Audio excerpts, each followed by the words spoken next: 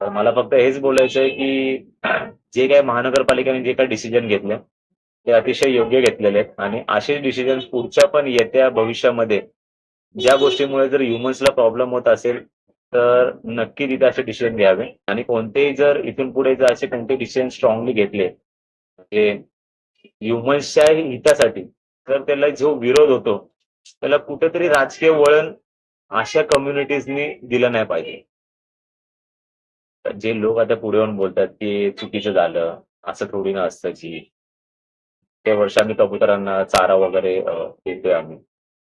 तर थोडक्यात मी सांगतो, जर एवढं तुम्ही ॲनिमल्स आणि बर्ड्स बद्दल जर एवढं तुम्हाला वाटत असेल, तर जे जे दारिद्र्य रेषेखालील आहे, काही-काही लोकांना तर अन्न पण नाहीये खायला 3 टाईमाचं. त्याच्याबद्दल कोण मुद्दे नाही असे उचलत. कोणची कम्युनिटी अशी बोलत नाही कोणती कम्युनिटी.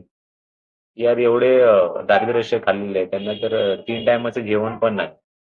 त्याबद्दल थोडंसं होऊन द्या ना स्ट्राँग तुमचे निर्णय.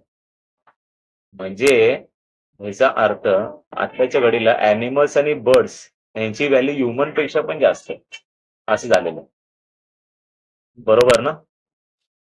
या गोष्टीचा थोडासा विचार करा आणि जे ह्युमनच्या हेल्थसाठी ज्या गोष्टी योग्यकारक आहेत, त्या गोष्टीला तुम्ही प्रोत्साहन द्या आणि जे योग्यकारक नाहीये, त्याला तुम्ही अपोज करा.